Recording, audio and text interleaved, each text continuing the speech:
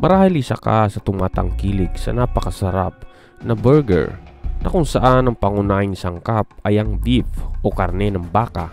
Pero maniniwala ba kayo na may bansa na hindi kumakain ng karne ng baka at iniiwasan nila itong saktan o patayin para lang kainin? Well, sa video ito tatalakayin natin ang lugar na kung saan libu-libong baka ang malayang nakakapaglakad kung saan. Kung bago ka pa lang kaibigan sa channel na ito, huwag kalimutang mag-subscribe at i-hit ang maliit na notification bell para lagi kang updated sa mga bago nating kwento.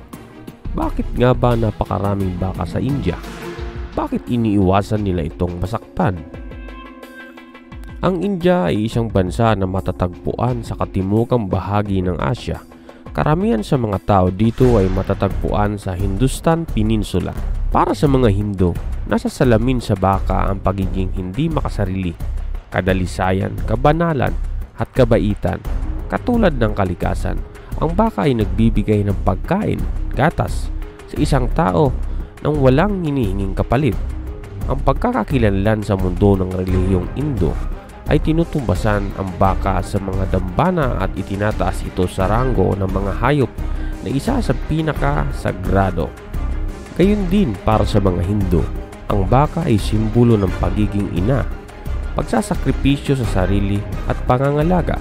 Tulad ng isang babae, pinapakain niya ng gatas ang kanyang mga anak. Walang pag-iimbot na inaalagaan at pinoprotektahan sila. Para sa kadahilanang ito, sa India ay pinagbabawal na masaktan ang hayop na ito sa anumang paraan. Ang pagpatay sa gayong baka ay itinuturing na isang kahila-hilakbot na kasalanan at ang gayong gawain ay pinaparusahan ng napakabigat ng mga Hindu. Ang Indian na baka ay nauugnay sa maraming mga Diyos. Sinasabi ng isa sa mga sinaunang alamat ng India na pagkatapos ng pagkamatay ng isang Hindu, upang mapunta sa langit, kailangan mong lumangoy sa isang malalim at malawak na ilog. Kakayanin niya ang gawaing ito sa tulong ng isang baka na humahawak sa dulo ng kanyang buntot.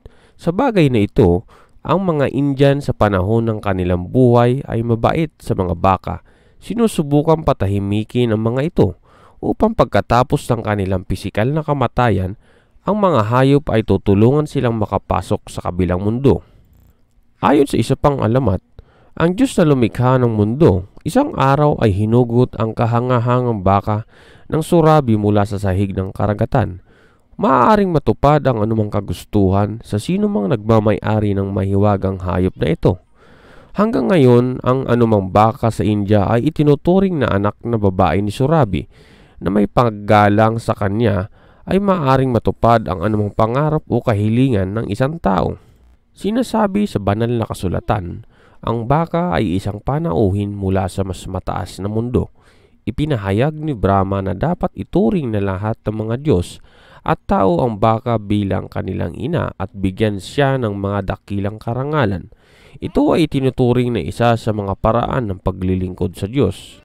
Ayon sa ilang mga mananaliksik, ang mabuting pagtrato sa mga baka sa India ay may kasaysayang pinagmulan. Mula pa noong una, ang pangunahing hanapbuhay ng mga Hindu ay agrikultura at ang pangunahing nakakatulong ng mga tao ay ang mga toro at baka.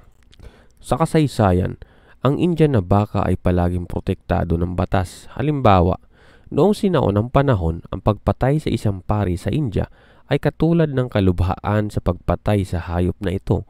Noong unang milenyo na ang mga katutubo ng dinastiyang Gupta ay namuno, ang pagganti sa pagpatay sa isang baka ay isinabatas sa anyo ng pagpapatupad.